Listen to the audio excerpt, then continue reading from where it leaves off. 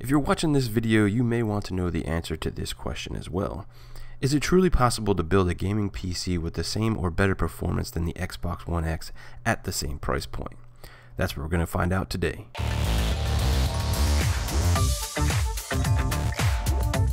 What's up everyone, I'm the Governor. Thanks for checking out this video. Ever since the Xbox One X was announced, there has been a lot of positive praise for the console, and deservedly so. The console gamers will be getting a powerful machine that has a good amount of Xbox One X enhanced games at launch. I will say I'm not sold on the marketing jargon that Microsoft has been spinning of true 4K gaming. Sure, some games run at native 4K as we have seen. A good amount of games will be using checkerboard rendering and dynamic resolution to hit 2160p. Don't get me wrong, I think these techniques are great and will keep weaker hardware a more viable option for gamers like myself that can't upgrade to the latest and greatest every year. But hitting 4K resolution some of the time is not a true 4K experience in my book. I see a lot of misinformation out there, like you can't build a PC that will do what the Xbox One X can for the same amount of money. That may be true in the context of using all brand new parts, but I still believe you can build a PC that will meet or exceed what the Xbox One X will do for the same amount of money using a mixture of new and used parts. This is not an easy task with the current state of the PC market due to cryptocurrency artificially increasing GPU prices and RAM prices continuing to climb. The goal for this ongoing series will be to take a look at the games on each platform, testing the performance and visuals to see what gives you, the consumer, the best bang for your buck. This series is not to pick on any platform, but instead intended to give you, the viewer, some great information to help you make an informed decision on your next purchase. If you watch this series and think the PC gaming is right for you, that's great. If you think the Xbox One X is a better value for you, that's great as well. If you win, we all win. Alright, we can't talk about PC builds without a few ground rules. With a strict budget of $560 for the entire system, now I know what you're thinking, where did the $560 come from? Well, the cost of the Xbox One X alone is $500, but you need a subscription for Xbox Live to play games online. At retail, a 12-month subscription of Xbox Live will run you about $60. So that's how we came up with the $560 figure. Alright, now that that's out of the way, the first rule is used parts, sales, and rebates are all fine to be used in this build. Number 2, if I have any free parts to be used, their current value has to be added to the budget. Now I will say no free parts were used in this build, so we don't have to worry about that at all. The last rule is we have to buy the OS for the build.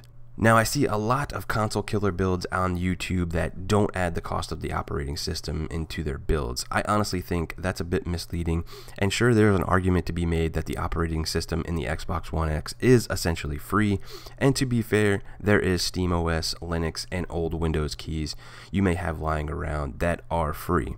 But for this build, I'm going to be adding the cost of the OS. Just like you can't play games online without Xbox Live, well, you can't do anything on a PC without the OS. One last thing before we get into the parts of the build, and that is I chose not to have an optical drive, as today just about all content on PC is consumed digitally, and there are other ways to consume 4K content on the PC or your TV without the need of a UHD drive. Now, some of you might not be happy about that, and that's okay. But to be fair, at $500 for the Xbox One X, it still can't do all the things a PC can do. They are both great platforms, but they are different. In these videos, we will be only looking at gaming performance of the two platforms. And without further ado, I want to introduce you to the Baked Potato X.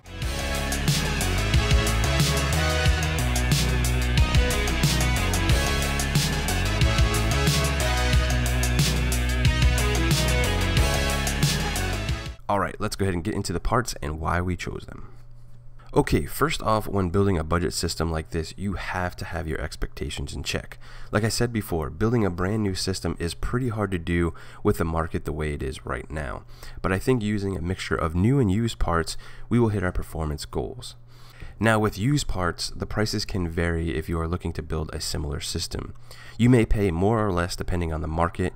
The key to these builds is to be patient. The prices I show in this video are what I paid for them at the time of purchase. First up, we need a place to install all the parts, so let's talk about cases. Now, the Xbox One X comes with a nice small form factor case that Microsoft designs and gives to you. On the PC side of things, our options are plentiful. I decided on a DIYPC Zhonda case. Now, this is a budget case and a bit flashy for my taste, but it will house all of our hardware and has decent airflow. Cable management can definitely use some improvement, but you can't complain for $25. Next, let's talk about the CPU. In the Xbox One X, you have a sock that houses both the CPU and the GPU. More on the GPU in a little bit. The CPU is an x86 AMD Jaguar with 8 cores running at 2.3 GHz. In the Baked Potato X, we have an i5-2500K. This is a 4-core, 4-thread CPU running overclocked at 4.5 GHz. The reason I chose this CPU is 1, it's one of, if not the best budget gaming CPU out there, and 2, it overclocks like a champ. For full transparency, I asked the seller if he had the motherboard as well, and he did. I got both the CPU and the motherboard as a combo deal for $100. So I split the cost between the CPU and the MOBO, which works out to about $50 a piece. Next up, we have motherboards. The Xbox One X is rocking a custom designed MOBO from Microsoft that is tuned for each sock so that every Xbox One X hits their performance metrics. In the Baked Potato X, we are rocking a Biostar TZ77XE4. This MOBO as well has lots of bells and whistles, and to be honest, a bit overkill for this project, but it was a great deal I just couldn't pass up. This MOBO has tons of overclocking features that we are going to put to the test. Like I said previously, this was a combo deal with the CPU for $100. Alright, now we need to cool off the CPU, and the Xbox One X is using a custom vapor chamber cooling solution to keep everything nice and cool. For the Baked Potato X, I opted for a Cryorig M9i that I got for $20. This CPU cooler will offer some great cooling at a great price point, and it looks awesome too. Moving on to the memory, the Xbox One X is using 12 gigabytes of DDR5, and that is really good to see. Now for the Baked Potato X, this took me the longest to nail down. I was going back and forth with 16 gigabytes of 1600 or 8 gigabytes of 2133 RAM. I found a great deal on the 2133 RAM, so I pulled the trigger, and this set us back a whole $30. I really wanted the faster RAM, as I think that will help us the most and give us a few more FPS. The RAM is Patriot Memory Viper Extreme Edition at 2133 MHz. Now for storage, both the X1X and the Baked Potato X will be using 1TB hard drive. The exact drive we are using on the Baked Potato X is a Seagate 7200 RPM 1TB drive that we got for $20. I wanted to stick with a 1TB drive as the Xbox One X also has a 1TB drive. This will house our operating system and games. Both platforms offer external hard drive support if you need more space in the future. For the power supply, we went with a 600 watt 80 plus bronze one that will give us enough clean power for the system. We picked this up from EVGA for $20, which is an outstanding deal. It's not a modular power supply, so we will have to get a little bit creative with the cable management. The keyboard and mouse I picked up from Amazon was a Redragon combo. I decided to get this mouse and keyboard for a few reasons. One is it was cheap at $23. 2, the keyboard has RGB lighting, which is all the rage these days. And 3, I want to review it for the channel. It's not a mechanical keyboard, but the price was right, and we can see how it holds up. The mouse is a Redragon M601 that has a ton of great reviews and probably the best budget mouse out there.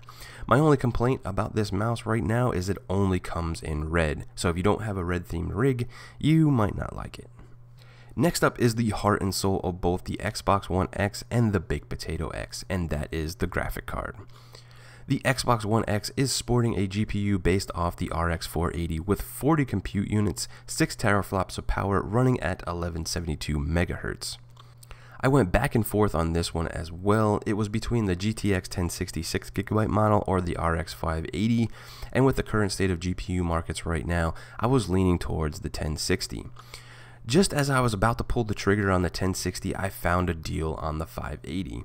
It really hurts me to say that this is a deal because it's not. There's no real deals in this market due to the mining craze, but it's better than the outrageous $400 to $600 plus price ranges they have been at. Our GPU is a Gigabyte Aorus RX 580 8GB model that I managed to pick up for $300, brand spanking new from Newegg. The RX 580 has 36 compute units, and out of the box it's at 1365 MHz. We'll talk more about this in a bit, and according to AMD, a max output of 6.2 teraflops. Last on this list is the operating system. I picked up a Windows key for $15 at SCD Keys. You can find Windows 10 keys all day long for about $5 to $25. As I said before, I'm factoring this into the build as I want to be upfront and transparent about this build. Okay, moving on to the benchmarks.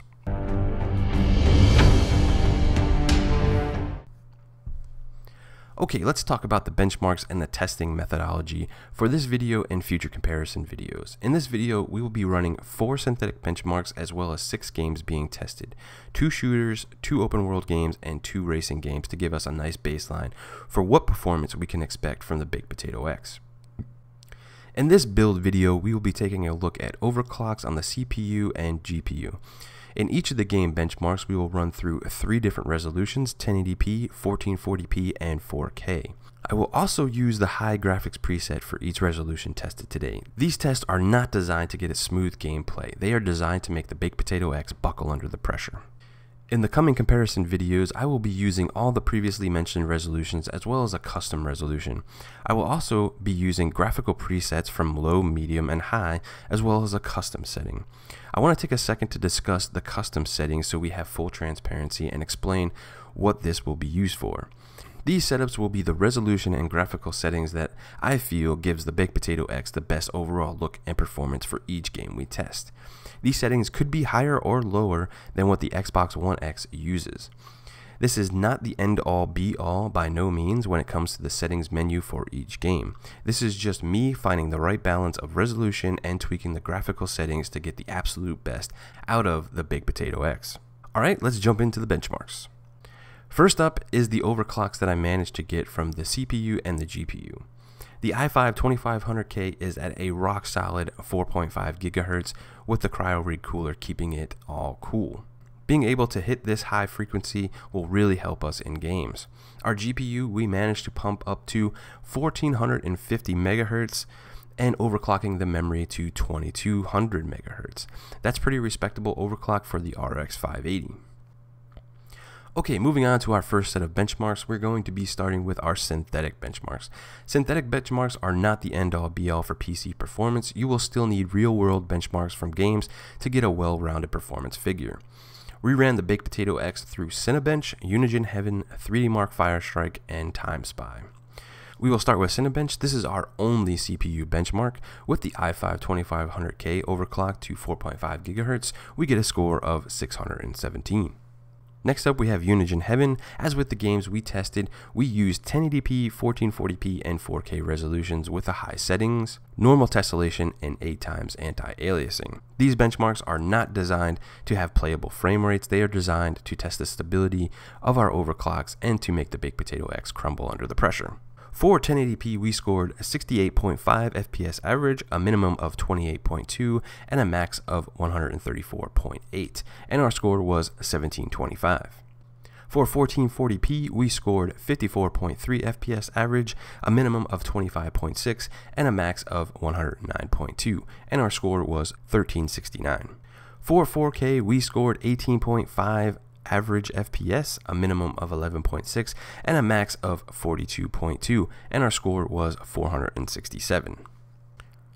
Next up, we have 3D Mark Firestrike. The Baked Potato X turned in a score of 11,713.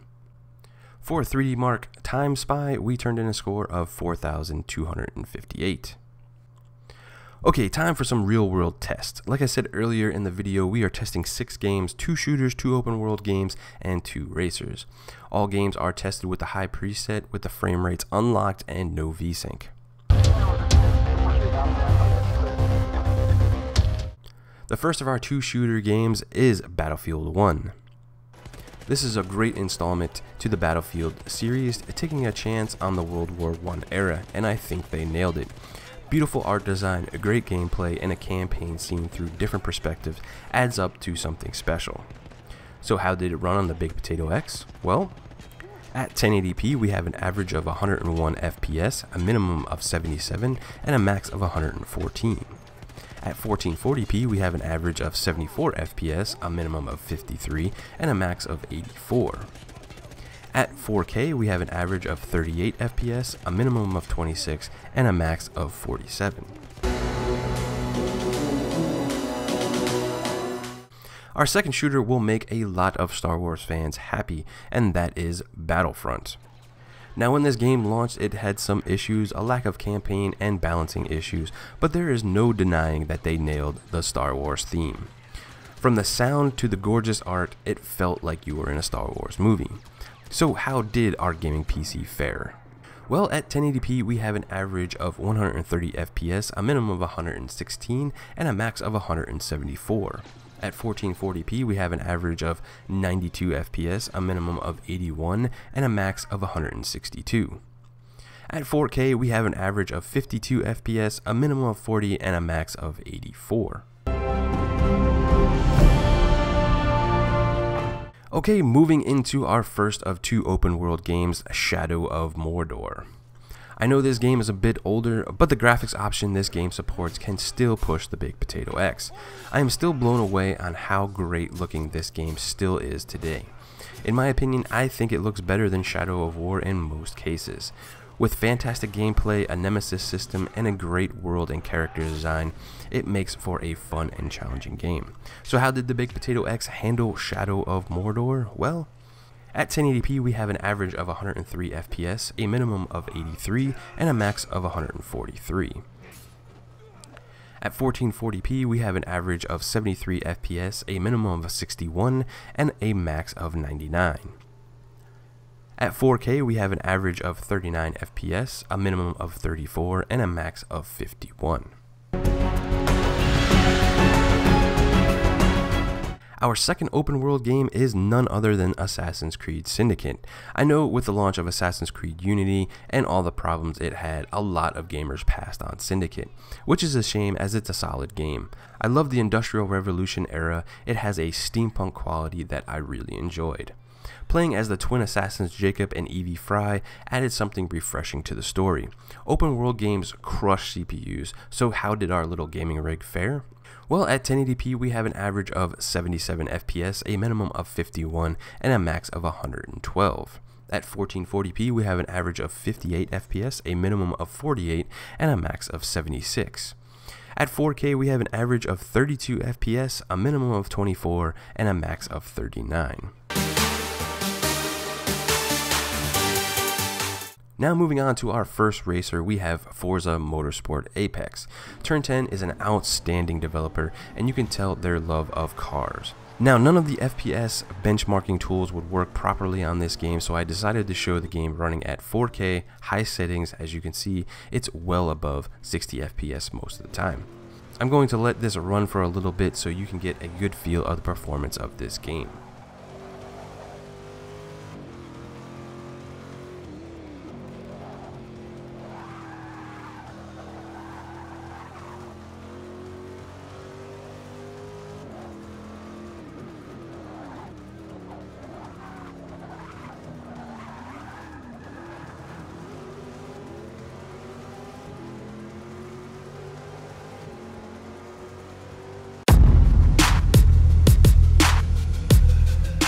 Now on to our second racer and our final game of the benchmarks, and that is Need for Speed.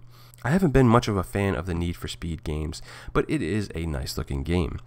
I didn't want to use Forza Horizon 3 as we'll be taking a more in-depth look at this game later. I thought this would be a good stand-in for the open world racer. So how was the Big Potato X performance on Need for Speed? Well, at 1080p we have an average of 116 FPS, a minimum of 73, and a max of 144. At 1440p we have an average of 94 FPS and a minimum of 65 and a max of 77. At 4K, we have an average of 41 FPS, a minimum of 33, and a max of 62. As you can see, with the same amount of money as the Xbox One X, you can build a pretty capable gaming PC. All you need is a good plan and a little patience. It's going to be a lot of fun to see in the future videos how the Baked Potato X stacks up against the Xbox One X. Okay, before I close out this video, I want to give a huge shout out to Germ Gaming and the work he does on his channel with his Potato Masher Pro project. This series is inspired by the work he does over there, as well as Digital Foundry with their work they do. Well, that's it. Thank you so much for checking out the build video of the Baked Potato X. Going forward, we will be taking an in-depth look at a bunch of games and comparing their performance on each platform. Again, I can't stress this enough. These videos are not to pick on any platform. This video series is to inform you, the gamer, on what is possible and help you make an informed decision on your next purchase. If you prefer console gaming, great. If you prefer PC gaming, that's also great. I'm the Governor. Please consider subscribing. Make sure you hit that like button. Also click the bell icon so you know when the next video goes live. As always, take care of your fellow gamers, and I will see you in the next one.